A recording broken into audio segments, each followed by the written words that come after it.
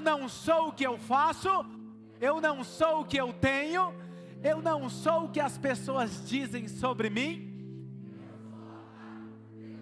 Eu sou o que Ele diz que eu sou o filho amado, e ninguém pode mudar essa verdade. Eu sou saudável, cheio de força e vigor. Eu não tenho que andar preocupado e compartilhar o seu amor com o mundo, mais brilhante do que eu posso imaginar. Uou! Vai ser sensacional, vai ser incrível, muito bom, muito bom. Semana passada nós começamos uma série de mensagens chamada Desperta. E na semana passada, nós começamos uma nova temporada dela, que é o segredo de Jesus. Diga comigo, o segredo de Jesus. E nesses próximos, a cada domingo, nós vamos falar um capítulo diferente dessa temporada. E nós queremos descobrir aquilo que era o segredo de Jesus. E a semana passada nós começamos a falar sobre os 7 benefícios de uma vida de oração. Jesus, Ele deu prioridade para a sua vida de oração. E nós começamos de uma forma mais profunda a entender quais são os benefícios de ter uma vida de oração. E na semana passada nós falamos sobre os 3 benefícios. E hoje eu quero falar os outros 4 benefícios. Na semana passada nós falamos que na oração eu sou transformado. 2, na oração eu sei quem eu sou filho. E na oração 3, na oração eu abro os céus. É um ponto de conexão entre o céu e a terra. E hoje nós vamos falar nesses próximos 4 benefícios da vida de oração. E eu quero ler um texto com vocês que está em Lucas, capítulo de número 5. Abra sua Bíblia ou o aplicativo do seu celular. Lucas, capítulo de número 5, me acompanhe na leitura, é importante. Quero que você interaja comigo enquanto estiver ministrando. Lucas capítulo 5, versículo 15 ao 16, que diz assim: Todavia, as notícias a respeito dele se espalhavam ainda mais, de forma que multidões vinham para ouvi-lo e para serem curadas de suas doenças. Mas Jesus retirava-se para lugares solitários e orava. Vamos ler esse último versículo juntos? 1, 2, 3. Mas Jesus retirava-se para lugares solitários e orava. Espírito Santo, abra o nosso entendimento. Unja a tua palavra, Senhor, para que possamos captar e entender qual é a tua vontade hoje para nós. Não saímos em vão de nossas casas para estarmos aqui. Não estamos reunidos por causa do homem, mas por causa da tua doce presença, Senhor, que sempre foi e sempre será o motivo da maior atração da Oxygen Church. A vida de Jesus me fascina, me inspira. Quando eu preciso de inspiração, eu vou ler os evangelhos. E quem aqui começou a ler a leitura do Evangelho de João? Só faltou postar, né? Alguns postaram, eu repostei alguns. Continue. Vamos incentivar a nossa família a continuar lendo o Evangelho de João. Todos os dias tire um tempo para ler e meditar nessa palavra. E a vida de Jesus, ela me fascina e me inspira. E olhando para o seu dia a dia, me parece que Jesus era uma pessoa muito ocupada. Quem aqui concorda que Jesus tinha uma vida ocupada? Quando eu olho para a vida de Jesus, ele era alguém que estava totalmente comprometido com a sua missão, com o seu propósito nessa terra. O seu dia era cheio de tarefas a serem executadas, porém, ele sempre dava prioridade para aquilo que realmente importava para ele. E não é diferente comigo e com você. Se nós olharmos a nossa agenda e fizermos uma avaliação, nós vamos perceber que nós estamos gastando, investindo mais do nosso tempo com aquilo que realmente nos importa. Muitas vezes, quando nós não fazemos essa avaliação, passamos a investir o nosso tempo naquilo que não vai trazer nenhum benefício. Por isso a importância de avaliarmos e olharmos para a nossa vida constantemente e verificarmos se realmente nós estamos dando aquilo que é o nosso bem maior, aquilo que é mais valioso, aquilo que o dinheiro não compra, é o seu tempo. Seu tempo. O homem e a mulher pode ser o homem e a mulher mais rica do mundo. Nos seus últimos dias de vida, ele não tem como comprar mais tempo.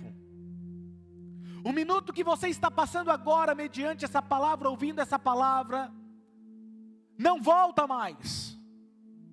Por isso que você tem que sempre se perguntar: eu estou dando o meu tempo para quem e pelo quê? E quando você olha para a vida de Jesus, você vê que ele priorizava e ele realmente dava o seu tempo para aquilo que realmente importava. Olha para o texto que nós lemos diz, tem uma palavrinha, mas. Jesus retirava-se para lugares solitários e orava. Essa mas, que precede, contrasta o que segue. No nosso caso, o que precede a essa palavra é a descrição de uma pessoa muito ocupada.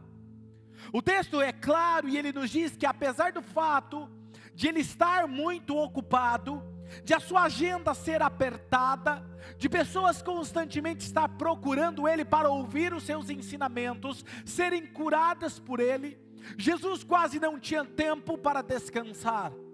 Jesus quantas vezes foi abordado por multidões sem mesmo ele esperar, e às vezes ele falava: vamos sair depressa daqui, pois eu preciso ir para um outro lugar, e pegava um barco e atravessava o lago, e quando eles atravessavam, lá tinha uma multidão o esperando, tentavam apertar Jesus, tocar Jesus, eles queriam Jesus a qualquer custo. E quando Jesus chegava na casa para descansar, diz o texto de Marcos capítulo 2, versículo 1, 2, que as multidões se aglomeravam na porta para ouvi-lo. Nem mesmo quando ele chegava à sua casa para descansar, ele tinha tempo. A sua vida era ocupada. Diga, a vida de Jesus era ocupada. Vamos dizer melhor, ocupada não, a vida de Jesus era produtiva. Eu não gosto de uma expressão que... Quem aqui já ouviu a expressão? É incrível, pensa comigo. Quem aqui já ouviu a expressão? Você pergunta: e aí, como é que está a vida? O que a pessoa fala? Na correria. É automático. Às vezes a vida da pessoa não é nem tão produtiva, mas ela sempre está na correria, não é verdade? E eu comecei, como uma pessoa observadora que eu sou, comecei a observar as pessoas, e eu observei que a maioria das pessoas sempre usam: eu estou na correria. Quem já usou essa expressão? E eu comecei a observar que nem sempre quando você está na correria, você está sendo produtivo. Porque fazer algo não quer dizer que está sendo eficiente a sua vida. Está cheio de pessoas com a sua agenda apertada, mas ter uma agenda cheia não quer dizer que é sinal de produtividade. Sinal de produtividade é saber para que você existe, por que você está aqui, e você fazer exatamente aquilo que você foi chamado para fazer. Isso é ser produtivo. Quando alguém me pergunta: pastor, como está a sua vida? Eu não respondo mais que está na correria. Eu digo: eu estou sendo bem produtivo meu dia. Mude o seu vocabulário. Quando alguém perguntar como é que está sendo o seu dia, fale isso. Sabe por quê? Isso vai fazer você escolher bem aquilo que você faz, para que no final você responda: está sendo bem produtivo. Você nunca vai se enganar. Então Jesus tinha uma vida bem produtiva. E mesmo assim o texto diz que ele mesmo ocupado, a sua agenda apertada, ele retirou-se para o deserto, a um lugar solitário, e ali ele realmente mostra a importância que Jesus deu à oração. Ele orava. E eu acho interessante que muitas pessoas querem orar com mais pessoas, amam vigílias. Não, vamos fazer uma vigília, pastor. Nós já tivemos na nossa igreja, no nosso primeiro ano, Deus me deu a direção de fazer uma vigília a cada mês. E depois ele mudou a direção. Por quê, pastor? Porque mais importante do que uma vigília é você aprender que você tem que ter uma vida de oração todos os dias e não com todo mundo. Porque é mais fácil quando eu estou com todo mundo, que eu finjo que eu tenho uma vida de oração. Mas quando eu estou sozinho no meu quarto, não tem como eu fingir que eu tenho uma vida de oração. A vida de oração, ela é particular. Jesus diz, quando você for orar, entra no seu lugar privado e ali fale com o seu Pai. Não tem como eu fingir, Adriano, não tem como eu mentir. Se eu tenho uma vida de oração, eu levanto todos os dias e eu priorizo aquilo que realmente me importa. Eu não oro para aparecer para os outros, eu não oro para que o outro saiba que eu estou orando. Eu simplesmente oro, porque eu amo falar com Jesus. Quem está me entendendo? E aí isso me fascina, porque embora isso já seja fascinante o que o texto está nos mostrando, essa tradução ainda não revela toda a beleza do texto. Como eu amo o original, a língua hebraica e o grego, eu fui descobrir a beleza que havia no grego. No texto grego, o tempo gramatical que é usado indica algo importantíssimo para mim e para você. Ele não só diz que quando a multidão chegou a Jesus, Jesus se retirou para orar, não. O texto diz, apesar de as multidões chegarem até Jesus, mas Jesus se retirava para orar como sempre fazia.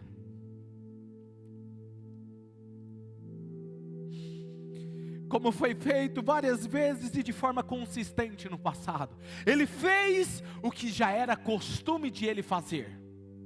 Ele se retirava para lugares com pessoas, não era isso?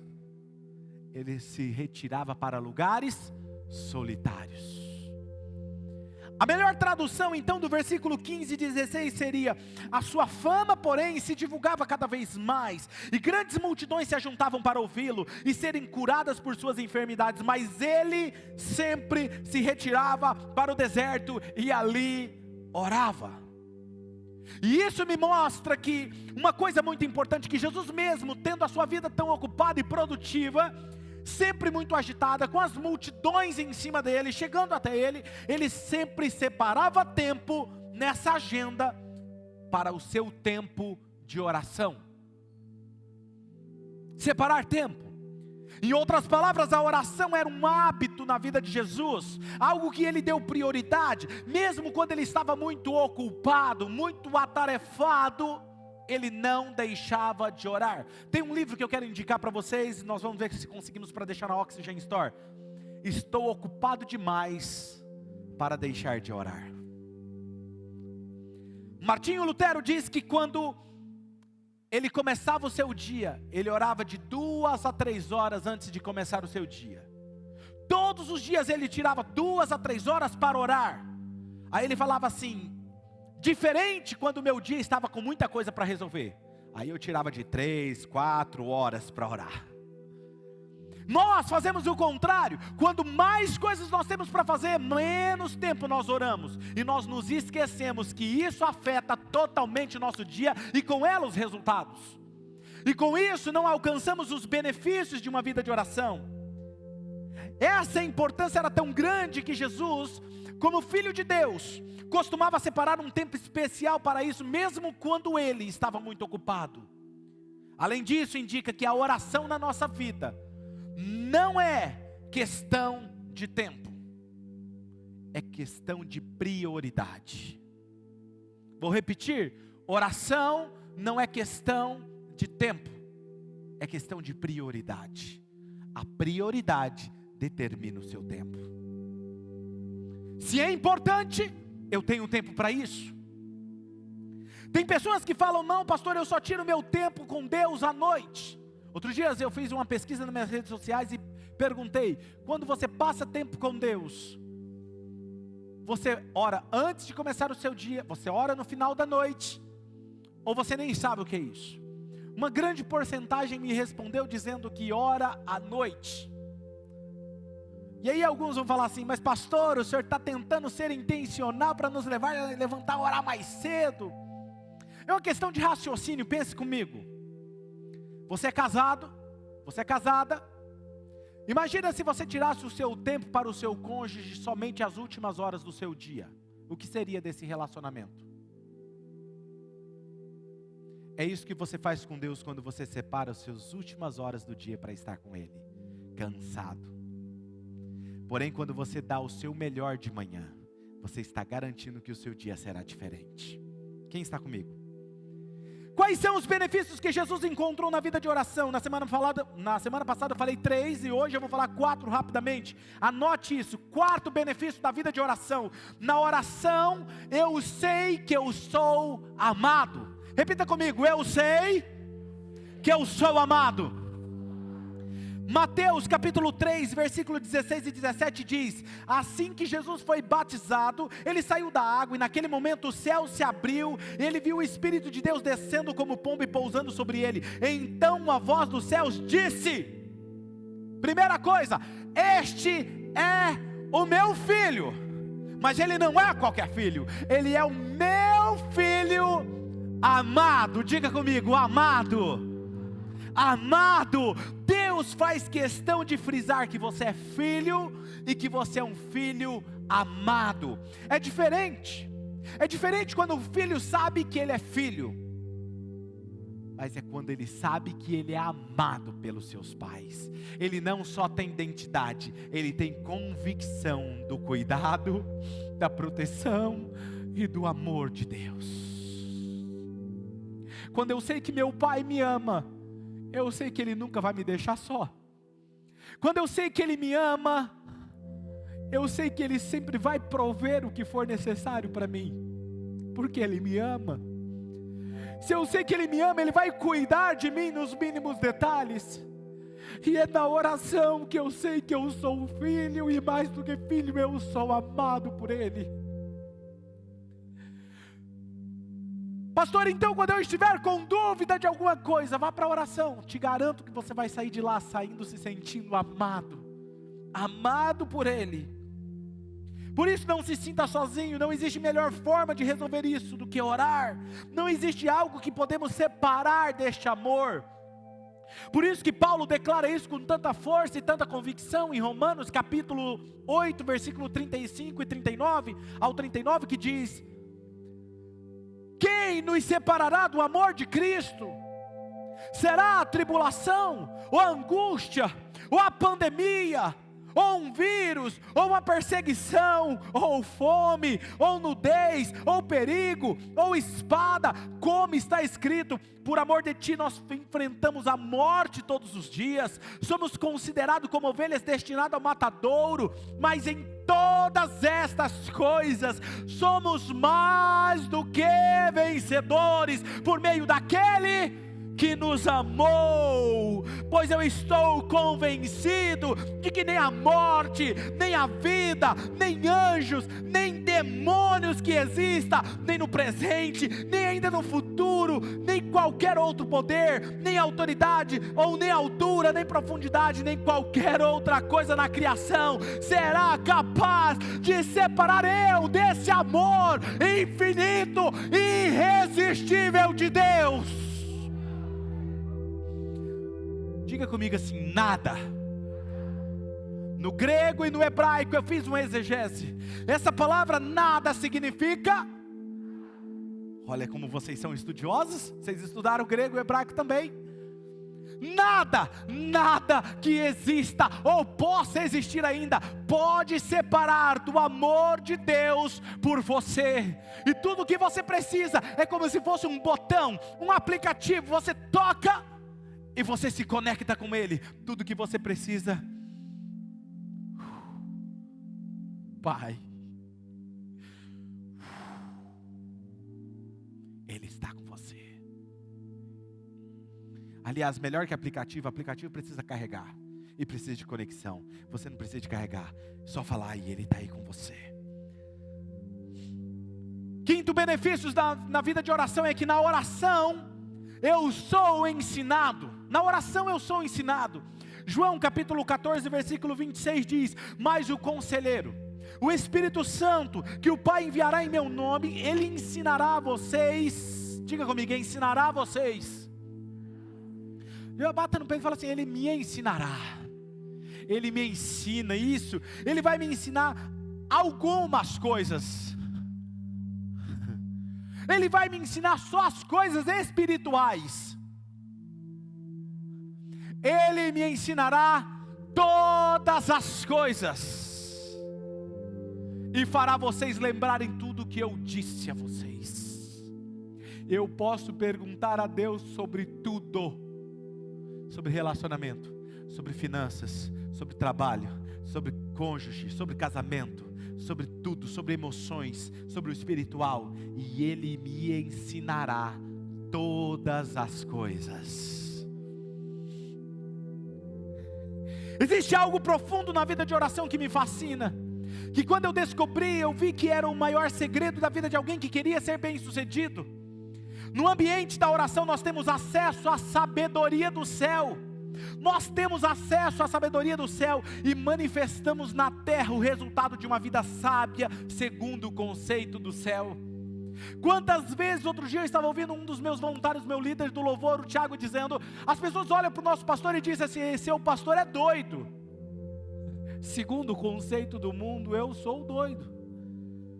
Mas quando eu ouço o céu, o meu conceito de loucura se manifesta como sabedoria.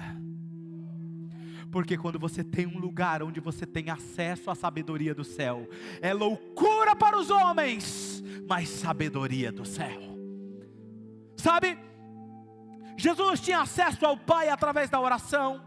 E se você tem acesso a essa sabedoria, minha pergunta para você é: por que você não usa?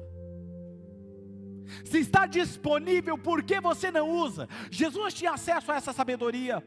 Essa sabedoria era externada em sua forma de ensinar, falar, se comportar, porque ele recebia isso do Pai. Quer ver? Olha esse texto que interessante. Quando ele tinha 12 anos, os seus pais foram embora de Jerusalém, e achando que ele estava junto com as outras pessoas, e de repente, quando perceberam que ele não estava junto, voltaram e encontraram ele. Olha o que o texto diz, Lucas 2, versículo 46 e 47. Depois de 3 dias, o encontraram no templo, sentado entre quem? Os mestres, ouvindo-os e lhes fazendo perguntas. Todos os que ouviam ficavam maravilhados com o seu entendimento e com as suas respostas. 12 anos, dando um exemplo de sabedoria. Ah, pastor, mas é porque ele era filho de Deus. Não, ele estava como ser humano aqui. De onde vinha essa sabedoria? Da sua conexão com o Pai. Isso quer dizer o seguinte, que todas as vezes que alguém começa a orar, começa a transbordar sabedoria da sua vida. Eu lembro quando eu comecei a priorizar a minha vida de oração, e de repente eu estava conversando com alguém, e de repente vinha a resposta. Eu não tinha resposta para tudo, e de repente vinha, pau, saía, transbordava da minha boca, era espontâneo, e eu ficava, uau, parece que alguém falou por mim aqui agora. Mas eu também não sabia de onde vinha, até eu entender esse princípio. Olha esse outro texto, Lucas 2:52 diz: Jesus ia crescendo em sabedoria, estatura e graça diante de Deus e dos homens. Olha que interessante, Jesus deixava aqueles que diziam ser sábios, aqueles que diziam ser mestres, cheios de temor, tamanha era a sua sabedoria em discernir e responder todas as questões levantadas. Mateus 13, versículos 54 e 55. Chegando à sua cidade, começou a ensinar o povo na sinagoga. Todos ficaram admirados e perguntavam: de onde lhe vem esta sabedoria e estes poderes milagrosos? Não é este o filho do carpinteiro? O nome da sua mãe não é Maria? Não é os seus irmãos Tiago, José, Simão e Judas? Veja, Jesus havia descoberto uma fonte inesgotável de sabedoria, e essa mesma fonte nós temos acesso a ela todos os dias. Todos os dias. Em outras palavras, as pessoas estavam dizendo: ei, espera aí, não é ele uma pessoa comum como eu e você? Quando perguntaram: mas ele não é o filho do carpinteiro? Estava dizendo: mas espera aí, ele não é uma pessoa comum como eu e você? Ele também não é filho de Maria? O irmão dele não é esse, não é aquele? Porque a sabedoria dele vinha do céu. As pessoas, quando você começar a desenvolver uma vida de oração, as pessoas vão olhar para você e vão falar assim: mas esse não é aquela pessoa aqui que trabalhava igual a gente assim, pobre, carnal? Fala assim: eu sou carnal, mas a minha sabedoria é eterna e do céu. Talvez aquela pessoa encarregada, ou você tem que resolver uma coisa na sua empresa, e aí alguém te contrata, ou coloca você para resolver uma situação, e aí você vai lá e você não sabe como resolve aquilo, você ora e pergunta e de repente Deus te dá um insight, você vai lá e faz, e tudo se resolve. A pessoa fala assim, mas como que você resolveu isso? Tantos experts foram lá e não entenderam, e você fala assim, minha sabedoria é do céu. Você tem acesso a essa sabedoria. Você tem acesso a essa sabedoria. Eu estou aqui para dizer para você que quando lhe faltar palavras para dizer, quando as circunstâncias te cercarem, te deixando sem saída, não se preocupe. Deus te dará sabedoria e estratégia para sair e saber o que deve falar. Está na Bíblia. Olha só, muitas vezes as pessoas falam assim, pastor, eu admiro você, eu fico impressionado com a sabedoria que você responde as perguntas nas suas redes sociais, ou como você resolve as coisas. Posso te falar uma verdade? Às vezes eu também fico impressionado, que quando eu olho aquela pergunta, eu falo assim, rapaz, não tenho a mínima ideia como que eu vou responder isso. Aí eu simplesmente começo a falar, ou eu começo a digitar, e a sabedoria vem e transborda. De onde vem isso? Do pastor? Não, daquele que fez os céus e a terra, aquele que conhece o começo, o meio e o fim, aquele que fez todas as coisas. Ele já sabe, e ele te fez filho, e você é amado, ele te dá sabedoria para resolver as coisas. Então a partir da segunda-feira ou de hoje, quando você tiver umas circunstâncias, saiba disso, invoque a sabedoria do céu e diga, Espírito Santo, o Senhor da sabedoria, me dê sabedoria. Agora, como eu faço isso? E vai vir o insight. Aí você vai falar assim, mas como que eu vou saber, pastor, se é da minha cabeça isso? Faz. Porque Deus não vai falar com o seu pé mesmo. Ele vai falar com a sua cabeça. Quem está comigo? Vai lá e faça, porque dá certo, amém? Mateus capítulo 10, versículo 19 e 20 diz assim, mas quando vocês forem presos, não se preocupe quanto o que dizer, ou como dizê-lo, naquela hora será dado o que dizer, pois não serão vocês que estarão falando, mas o Espírito do Pai de vocês falará por intermédio de vocês. Em outras palavras, o que esse texto está dizendo é, quando vocês forem cercados por circunstâncias, situações que vocês não têm controle, não se preocupem, além de eu estar com vocês, eu vou falar por você. Uou! Sexto benefício da vida de oração, na oração eu vejo o meu futuro. Na oração eu sou capaz de ver o meu futuro. Diga, eu posso ver o meu futuro. João capítulo 16, vamos provar isso na Bíblia. João 16, 13, olha o que diz esse texto.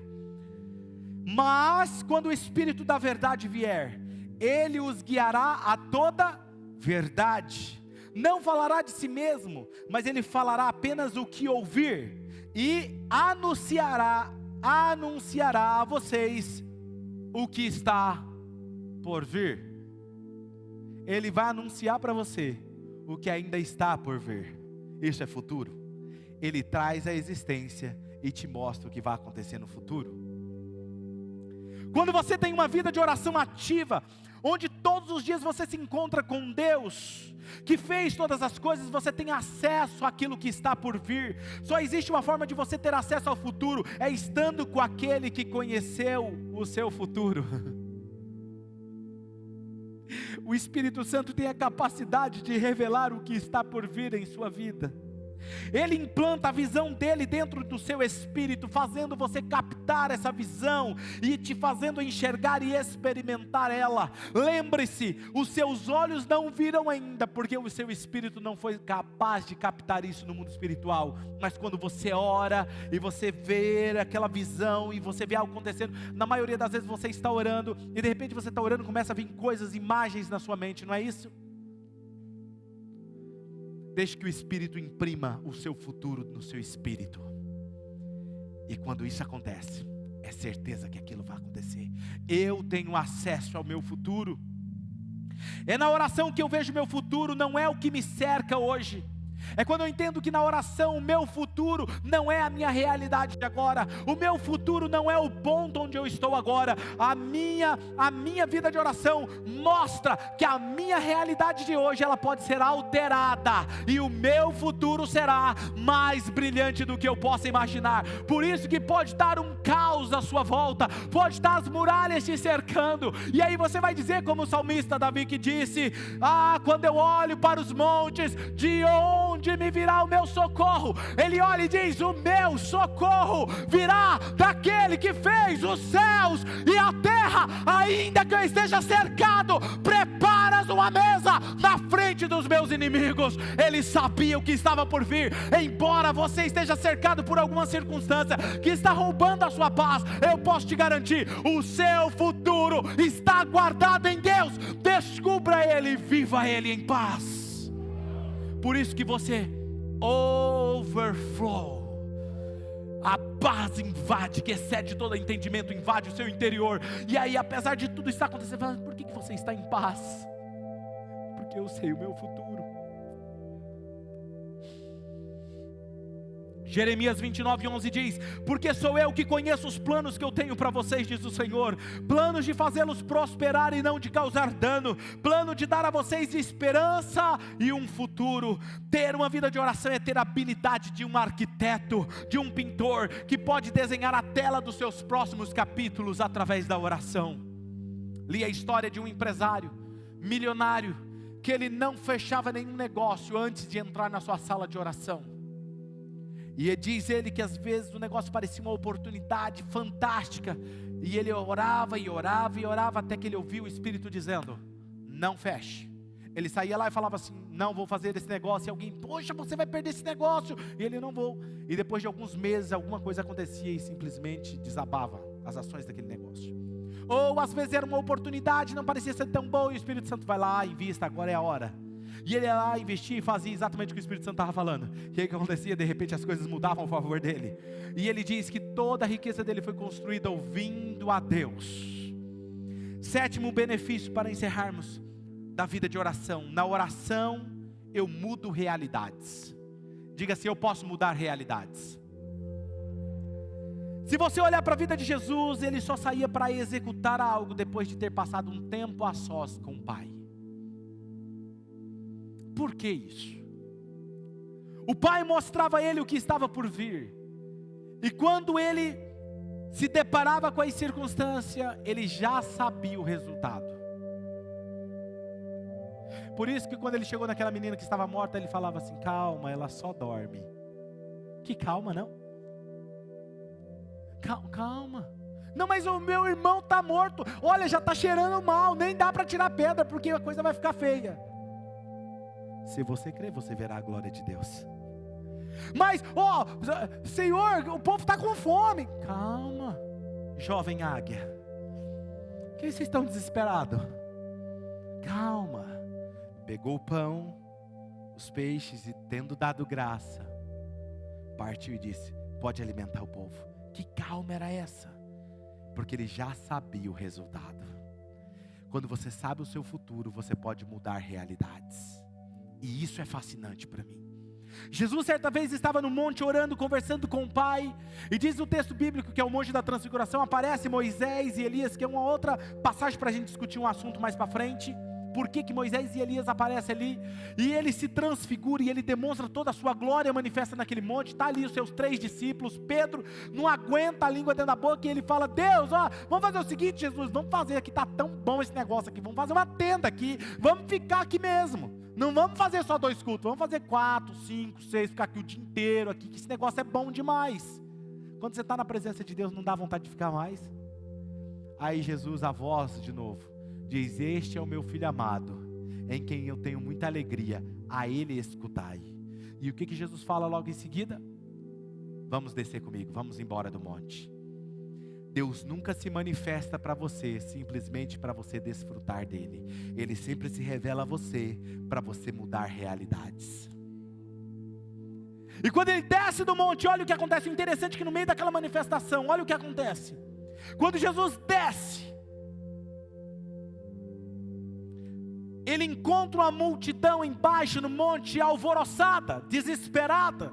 E ele pergunta o que está acontecendo, e um pai aborda ele e diz: Senhor, os seus discípulos não puderam resolver o meu caso, o meu filho está possesso por demônios.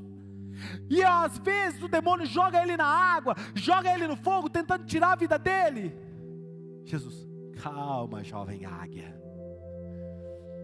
Diz o texto que Jesus expulsa o demônio do menino. Ele muda a realidade do pai e do filho. E aí, por que ele muda a realidade? Aí os discípulos não entendem. Mas espera aí, nós fizemos o que ele falou, o que ele ensinou e não deu certo. Quantas vezes a gente fala assim, eu fiz tudo que Deus mandou e não deu certo? Não é assim? Já aconteceu isso com você, comigo? Já aconteceu. Eu fiz tudinho. Fala até tudinho. Eles abordam Jesus em particular e falam, Jesus, qual é o segredo? Por que o Senhor resolve e nós não? Olha a chave, Mateus 17, 21. Leia comigo. 1, 2, 3. Mas esta espécie só sai pela oração.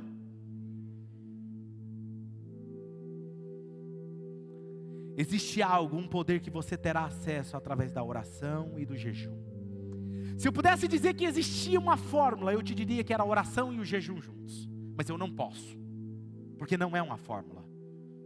Não é uma fórmula. A oração é o seu relacionamento com Deus e o jejum é a forma como te prepara espiritualmente para esse relacionamento. Nós vamos falar sobre isso, de um dos segredos de Jesus era o jejum. Nós vamos falar sobre essa disciplina espiritual, como fazer jejum da maneira correta e como desfrutar dos benefícios. Jesus, ele sabia exatamente o que estava acontecendo ali, porque ele não só teve acesso ao futuro, mas como ele poderia mudar a realidade dele. Ele podia.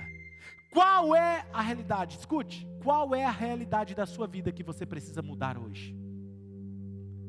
Só existe uma forma de alterar ela, através da oração. Diga, é através da oração.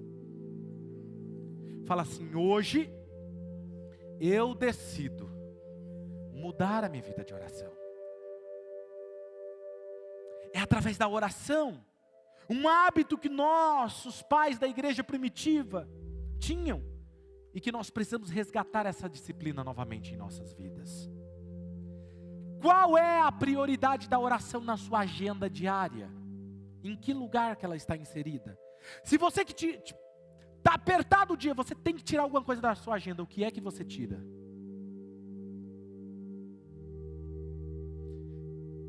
Pastor, como eu faço para inserir um novo hábito na minha vida? Crie recompensas para ter acesso somente depois de ter cumprido aquela agenda. Crie recompensas. Por exemplo, uma coisa que você gosta muito. O que você gosta, que você faz todo dia. Eu só vou fazer isso depois que eu tiver meu tempo com Deus.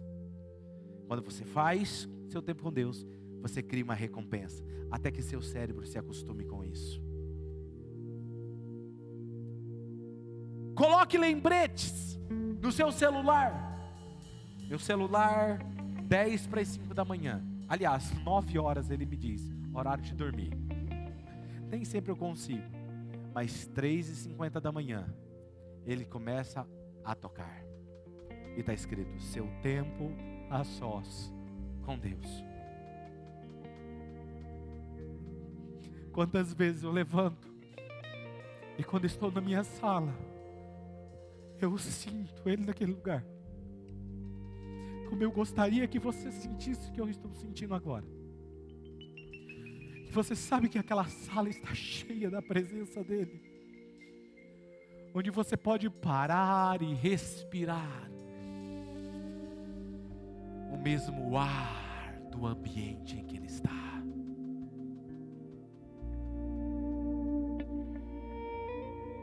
Registre conquistas que você saberá que é resultado da sua vida de oração. Você vai orar e você sabe que coisas vão acontecer durante o dia e você sabe que aquilo foi por causa da sua oração.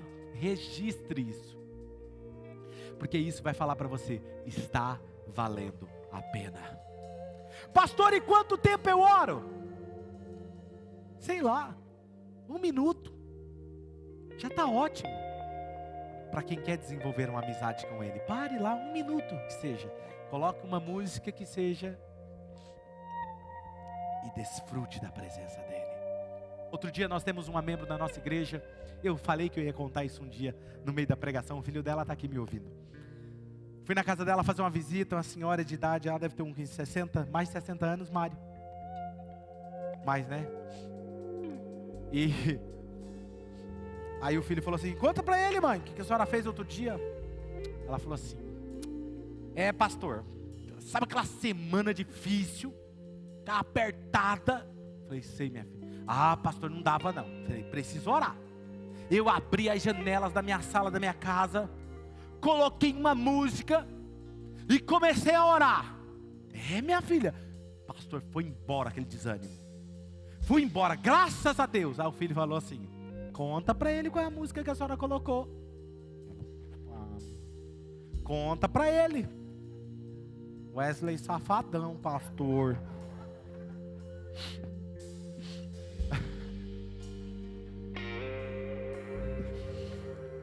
Ela orou e botava a música para ela, mas ela se conectou com Deus,